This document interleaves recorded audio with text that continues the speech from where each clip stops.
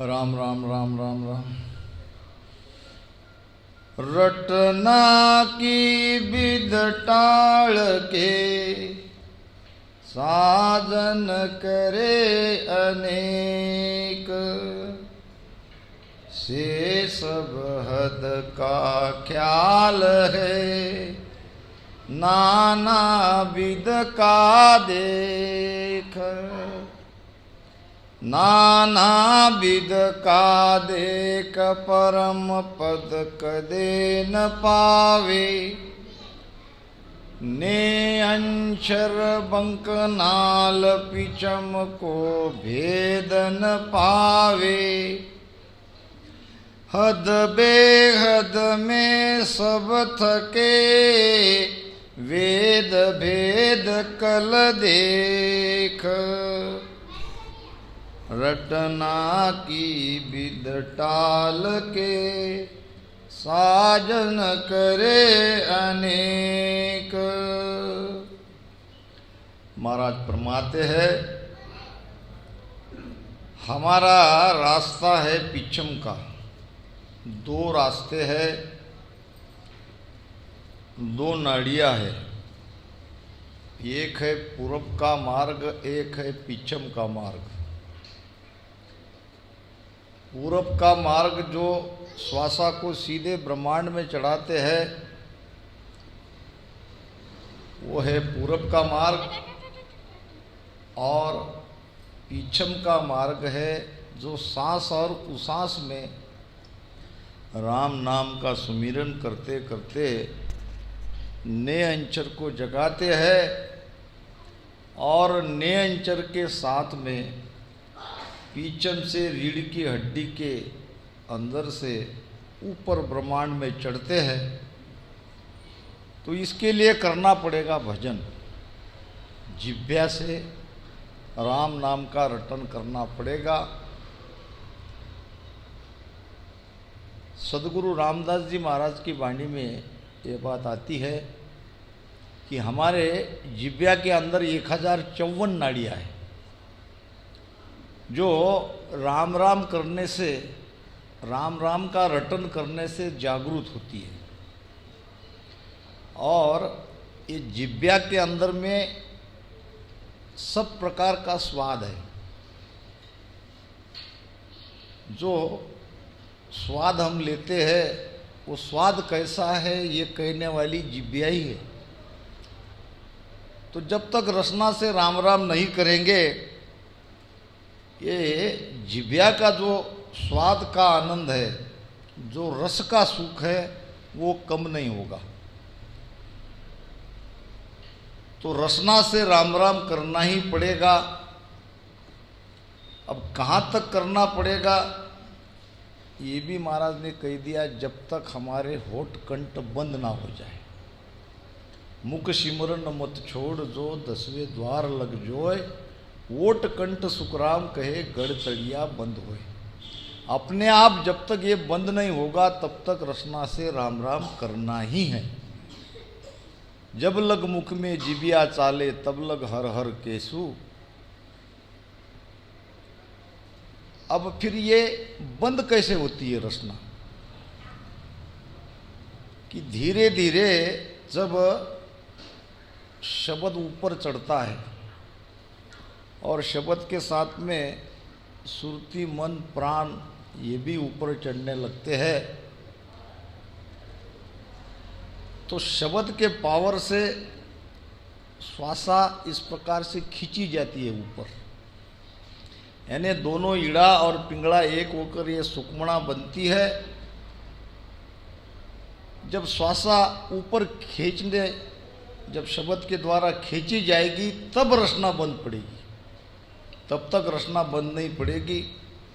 जब तक उसको प्राणवायु मिलता रहेगा तब तक रसना चलती रहेगी। तो कहने का भाव है, जब तक श्वासा ऊर्ध्वगामी नहीं हो जाए तब तक रसना से राम राम करते रहो। रसना की विध टाल के साजन करे अनेक। इस विधि को छोड़कर केवल रसना से ही राम राम नहीं करना, ये भी बात ध्यान में रखो। महाराज ने कह दिया कि भाई रसना की विध टाल के साजन करे अनेक, तो रसना छोड़ना ही नहीं है, ये भी बात नहीं है। हमारा लक्ष्य है निरंतर जागृति। हमारे अंदर वो सत्सबद जगना चाहिए, उसी के लिए हम कर रहे हैं। अगर सत्सबद नहीं जगाया, रसना से राम राम ही करते रहे, तो उसके लिए भी सुन लो महाराज ने क्या कहा है। कोरा राम राम से काम नहीं होगा। ये तो महाराज ने कहकर गए कि राम राम कहे मिलत है, सो प्रगट कहूँ आय। गत मुगत लग पहुँच है, आगे पहुँचन काय, आगे पहुँचन कोय, बचन मानो सत भाई। ध्रुव रटो प्रहलाद, सुर क्यों बैठा जाई। सुख राम सती सतवाड़ में, जायर बैठे आय। राम राम ये कहत है, कहत मिले सो प्रगट कहूँ आए। यानी कोरा राम राम करते रहोगे तो उससे भी काम नहीं जमेगा। राम राम छोड़ दोगे, केवल मन और सुरती श्वासा में लगाओगे, तो उससे भी काम नहीं चलेगा। दो प्रकार के ध्यान के भेद है, मैं आपको बताता हूं। काम तो हमारा सारा होना है श्वासा से, मगर ये गुरुमुख से जो राम मंत्र हमको मिला है वो हमारे लिए है सत्सबद, वही सत्सबद है। अब कोई कोई केवल श्वासा में सुरती और मन को रखते हैं, इसको कहते हैं विगर्भ प्राणायाम योग में। अब इसी क्रिया में अगर गुरु मुख से मिला हुआ राम शब्द का हम उच्चारण करते हैं जिह्वा से, तो ये सगर्भ प्राणायाम होगा। अब विगर्भ प्राणायाम से सगर्भ प्राणायाम 100 गुना अधिक है। इसलिए दोनों श्वासों में मन और सुरती को लगा के रसना से राम राम करो, राम राम को छोड़ो मत। सांस उसास कहे हरि नाम, फिरे रसना मुख में दिन राती। धीरज ध्यान अडोल न डोले, आसन मार उकासो छाती। मन को थोप पवन सुमेला, सुरत समोय निरत कर साथी। एक उसमें छूट गया। नाड़ समीसड़ राकत नाही, मोड़त अंगन बंदत बाती। सुख राम कहे यूं ध्यान धरो, जू दीप सुजोत जलत है बाती। ध्यान का पूरा भेद इस एक ही साखी में आ गया। सांस में राम नाम लेने को नहीं कहा है, सांस उसास में। सांस उसास कहे हरि नाम, फिरे रसना मुख में दिन राती। यानी रसना रात दिन राम राम करती रहनी चाहिए, और कर सकते हैं। अब हाथों के तो कई प्रकार के काम कर सकते हैं, मगर जीभ से क्या है? जीभ से तो राम राम कर ही सकते हैं। तारा हातारा धंधा रे हजार, जीव्यासु कहीं काम करे, तो जीव्या से तो राम राम करते रहना चाहिए। ये हो गई एक बात। धीरज ध्यान अडोलन डोले।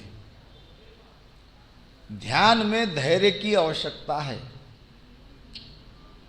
ध्यान में उताविलपना से काम नहीं जमेगा,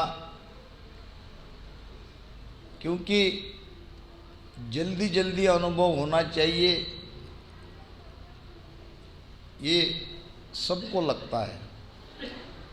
मगर ये तो जब होगा तब होगा, निश्चित होगा, इसमें कोई शंका नहीं।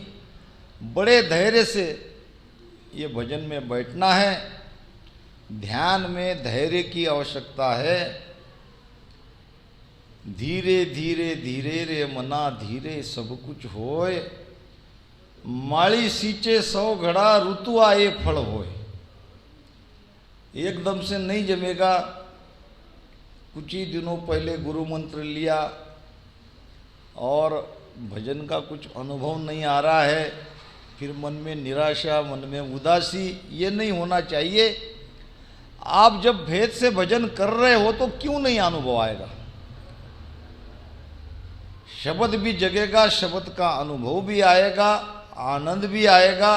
उसके लिए चाहिए धैर्य। अडोलन डोले, मन की वृत्तियाँ को इधर मिधर डोलने मत दो। मन को पक्का सांस उसास में या नाभि में श्वासा में लगा के रखो।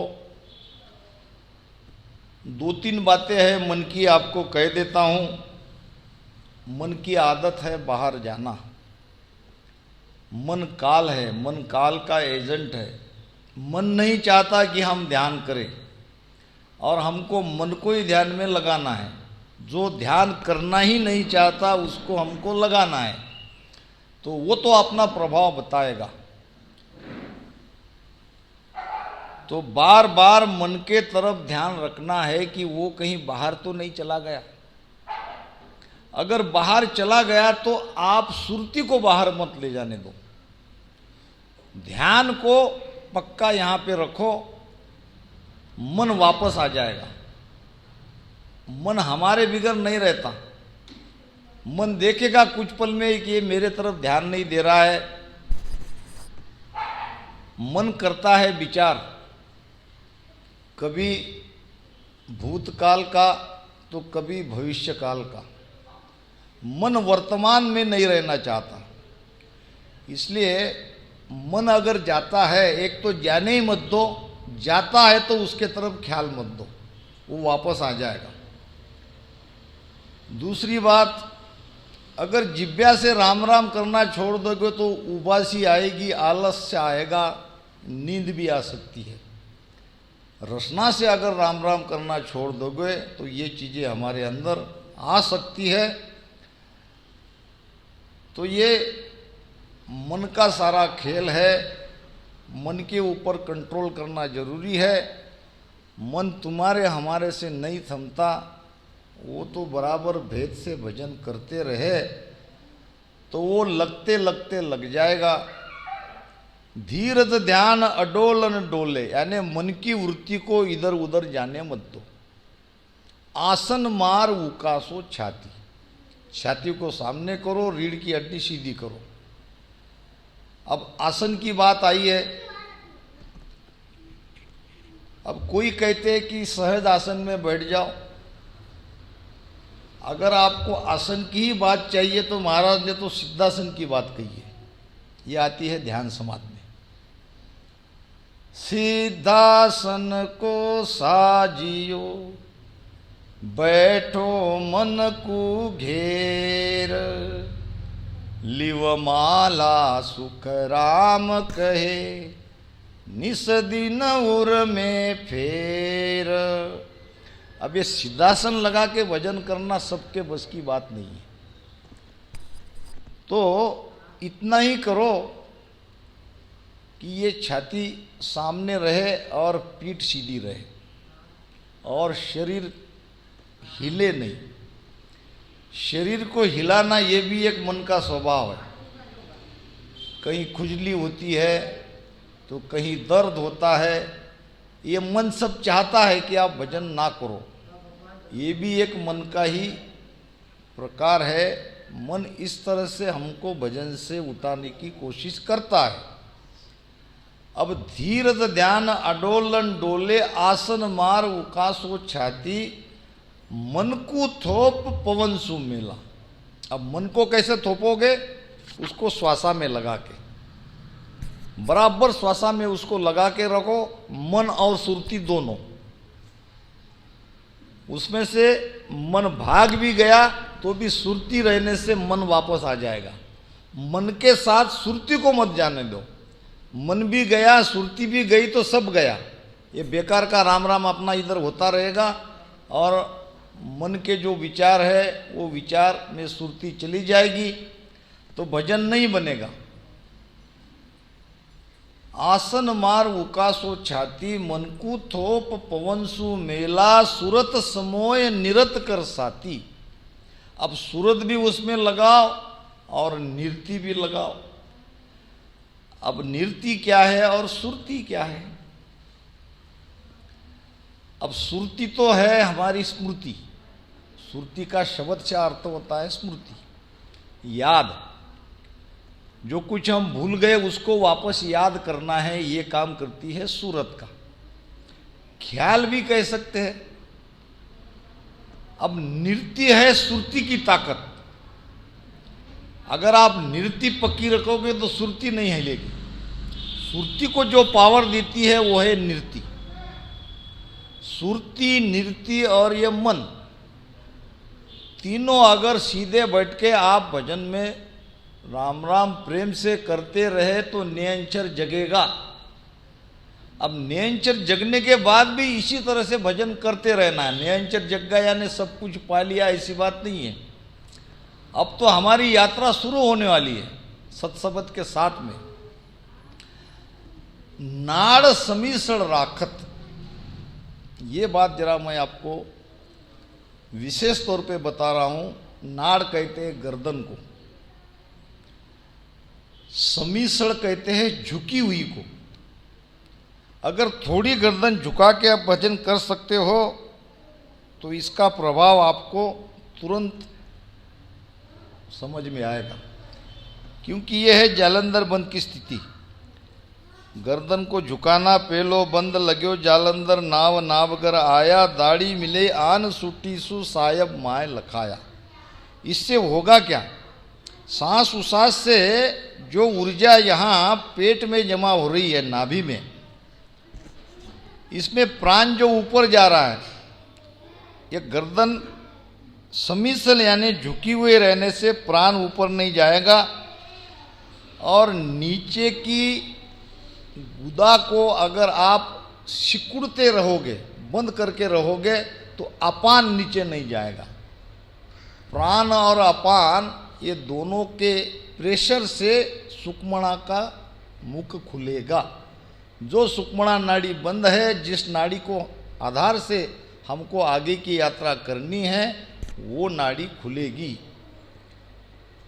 घट पर्चा में महाराज ने कही है कि आकाश सु पंच पयाल सु उतरिया, चौकिया चार विश्राम पाया, 5-25 दिन नाव रसना लिया, गुरा के भेद पाताल आया। ये ध्यान की सारी बातें हैं। हमारे ध्यान में ये 5 प्राण का भी काम है। आकाश सु पंच यानी 5 प्राण पाताल में कैसे आते हैं देख लो। पहले तो हम जिब्या से राम राम करते हैं। जिब्या से राम राम करते रहने से सदगुरु कृपा से शब्द कंठ में जगता है। अब कंठ में है उदान वायु, फिर धीरे धीरे उसी भेद से भजन करते करते जब हृदय में आते हैं तो हृदय का प्राण वायु और कंठ का उदान वायु, दोनों वायु यहाँ मिल जाते हैं। यह अंदर की सारी प्रक्रिया हो रही है। आप उसके तुरंत ख्याल दिए क्या नहीं दिए क्या, ये सांस उसास से भजन से ये सब होता है।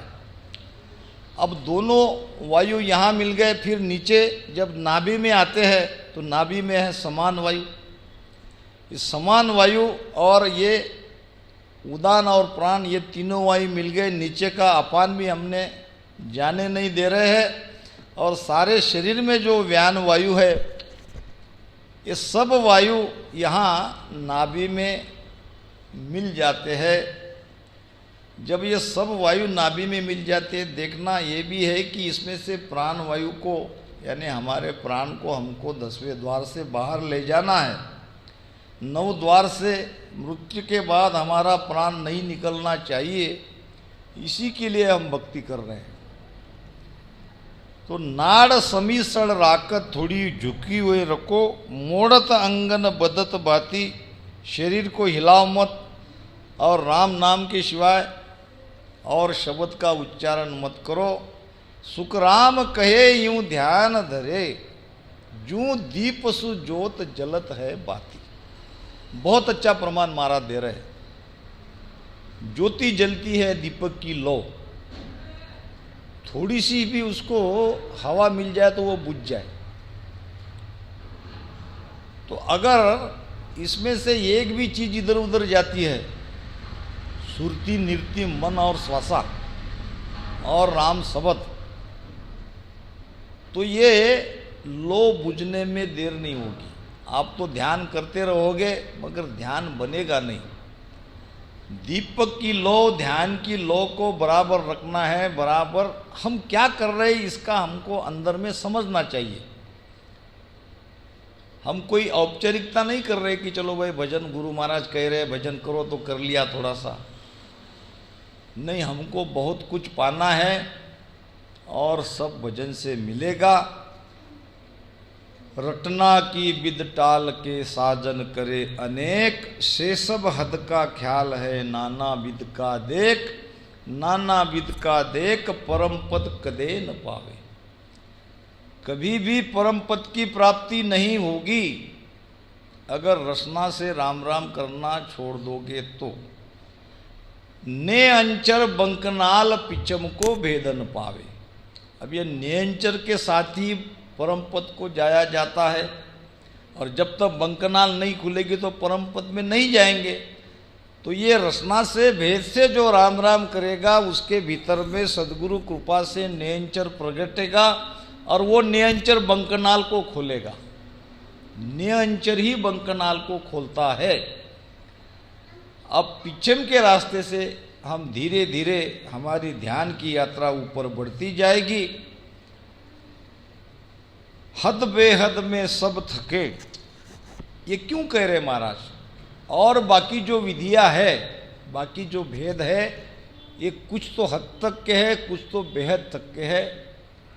बेहद के परे ये जाने वाला नहीं है, और बेहद के परे जाने वाला है नेंचर, और वो नेंचर जागता है इस विधि से, इस भेद से। बाहिर क्रिया जापसो यारी हद लग दौड़, बेहद पहुँचे ध्यान पूरब सोहंग मोड़। पूरब सोहंग मोड़ पवन पीवे नर कोई, वे पहुँचे बेहद भवर जा गुफा होई। सुख रामदास बेहद परे ये नहीं पावे ठोड़। बाहिर क्रिया जाप सो यारी हद लग दौड़। अब दो प्रकार के ध्यान की यहाँ पे तुलना हो रही है। एक तो है भीतर का ध्यान, एक है बाहर की क्रिया। एक है सांस उसास के द्वारा भीतर जाने की क्रिया, और एक है बाहर के उपाय। अब बाहिर क्रिया जाप सो यारी हद लग दौड़। बाहर की कुछ भी क्रिया करोगे, कोई भी उपाय करोगे, जप है, तप है, नेम है, धर्म है, जो भी है, ये सारे बाहर के कर्मकांड से ज़्यादा हद तक यानी 3 लोक तक का सुख आपको मिलेगा। निष्फल भक्ति कोई नहीं है, मगर 3 लोक के परे जाओगे नहीं। कुछ भी करके देख लो, करनी करनी कर्म उपासना, महाराज ने तो कहा है। करनी कर्म सबको अच्छी लगती है। करणी कर्म उपासना सबके मन भावे। करणी कर्म उपासना सबके मन भावे। निराकार करतार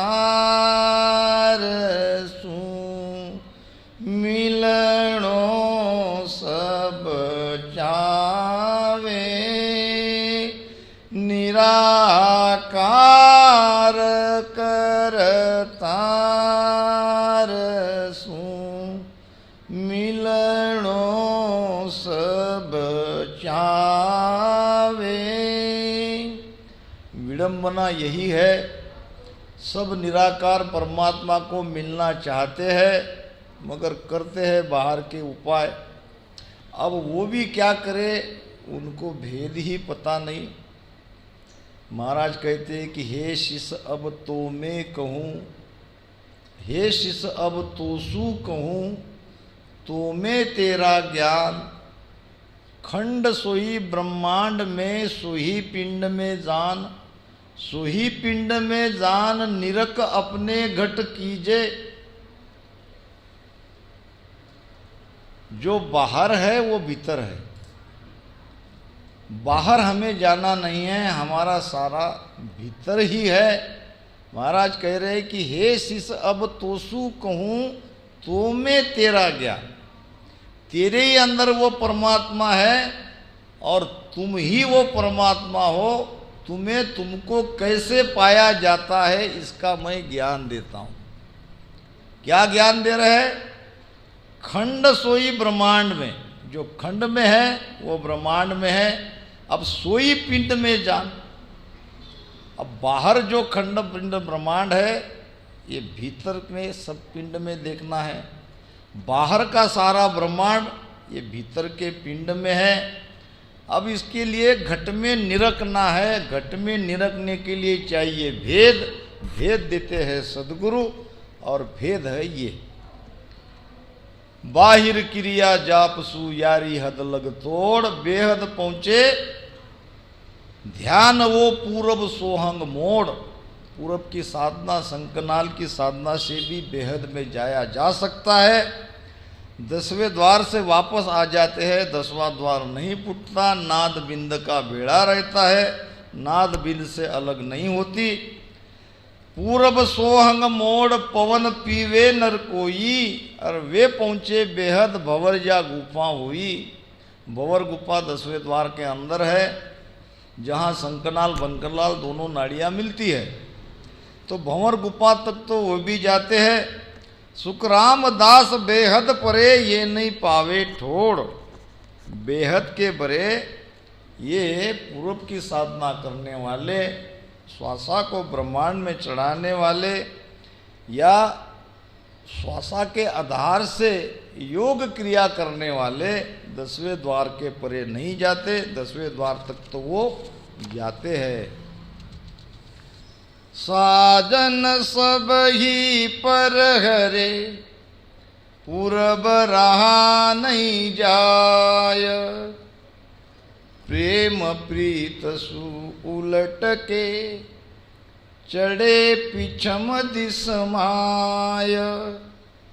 चढ़े पिछम दिस माय तके हद बेहद त्यागे। वो राह न्यारा होय, सुनर कोई बिरला जागे। सुख राम मोकजे पहुँचसी, सतगुरु भेट्याय। साजन सब ही पर हरे, पूरब रहा नहीं जाय। महाराज ने कहा कि सभी साधना को छोड़ दो और पूरब के रास्ते से तो जाओ ही मत। अब थोड़ा पूरब का रास्ता क्या है इसको भी समझना पड़ेगा। एक तो भेद से आगे जाने के लिए भी ज्ञान चाहिए, और हम जिस रास्ते से जा रहे हैं वो रास्ता सही है कि नहीं है उसके लिए भी ज्ञान चाहिए। महाराज ने कहा है, पूरब दिशा चढ़ावे पवना, आबिद सतसुन होई। ये भी एक ध्यान की विधि है। बेहद को वो सत्य जगत में नहीं अगम को होई। वो तो बेहद का सत है, वो अगम देश का सत नहीं है। पवन चाड़े कष्ट सु, पूरब खेचे श्वास। जाका घर सुख राम कहे, जमपुर सन्मुख बास। निर्णय कर दिया महाराज ने। पवन चाड़े कष्ट सु, श्वासा को बड़े कष्ट से जो कोई ऊपर चढ़ा रहा है, चाहे राम राम क्यों न लो। पूरब खेचे श्वास, श्वासा अगर आपको आपकी ऊपर खींची जा रही है तो ये हमारा भेद नहीं है। पवन चाड़े कष्ट सु पूरब खेचे सांस, और जाका घर सुखराम कहे जमपुर सन्मुख बास। वो बिल्कुल यमराज के पास चला गया, इसमें कोई संदेह नहीं। हमारी सारी प्राण ऊर्जा सांस उसास में, नीचे पेट में अमोघ होनी चाहिए। वायु का दबाव पेट के नीचे पड़ने से ये प्राण ऊर्जा रीढ़ की हड्डी से सूरज शब्द के साथ, मन के साथ ऊपर चढ़ती जाएगी, आपको इसका पता चलेगा। हृद उरद बीच ब्यावर चोहे, चढ़ी है नाव बरात, राम राम चढ़ी है नाव बरात। पीछम गेल होया धुन सबद की, पीछम गेल होया धुन सबद की, चालत है दिन रात, चालत है दिन रात। नहीं रे ऐसो मोसर दूजो कोय, नहीं रे ऐसो मोसर दूजो कोय। पिछम का ध्यानी का अनुभव ऐसा होना चाहिए। अरद उरद बीच, अब अरद उरद को भी समझ लो।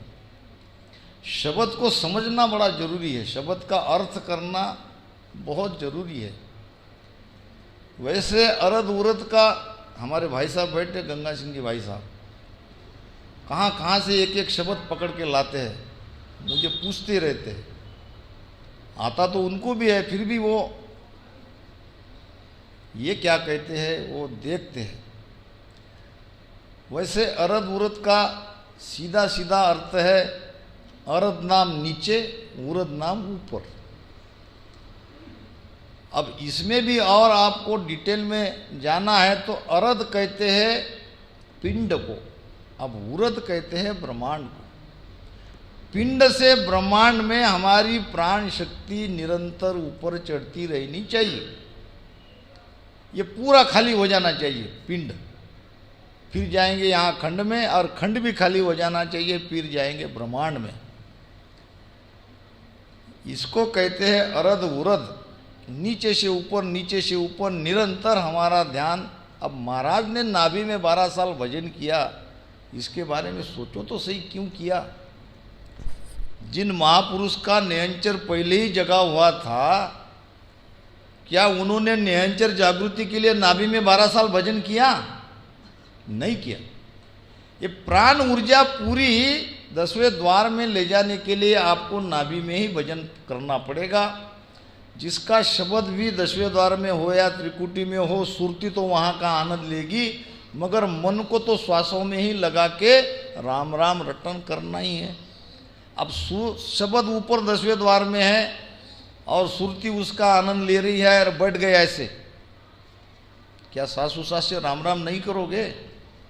प्राण को कैसे ले जाओगे? जिसको ले जाना है वो तो यहाँ बैठा है और हम बैठे ऊपर सुरती शब्द का अभ्यास करते।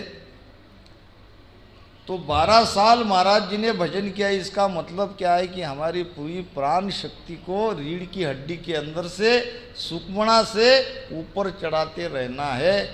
ये समय दोबारा नहीं आएगा। नहीं रे ऐसो मोसर दूजो कोय, तो साजन सभी पर हरे पूर्व रहा न जाय, प्रेम प्रीत सु उलट के चढ़े पिचम दिसमाय, चढ़े पिचम दिसमाय। अंदर में जके हद बेहद त्यागे, यही हद को और बेहद को पार कर सकते हैं जो इस भेद से, प्रेम से, प्रीति से पूरब का रास्ता छोड़ के पिचम की बंकनाल को खोल के जो निरंतर भजन करता रहेगा वो एक दिन हद बेहद के परे अमर देश में चला जाएगा, वो राह न्यारो हो। ये सबसे अलग रास्ता है। वो राह न्यारो होए सुनर बिरला जागे।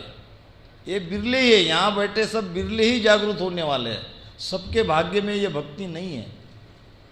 आप बहुत बड़भागी हो जो महाराज की धारा में आए हैं। सुखराम मोक जे पहुँच सी सदगुरु भेटिया आए। जीवित सदगुरु की आवश्यकता है। सदगुरु की कृपा के बिना मोक्ष असंभव है। इस प्रकार महाराज ने ध्यान का भेद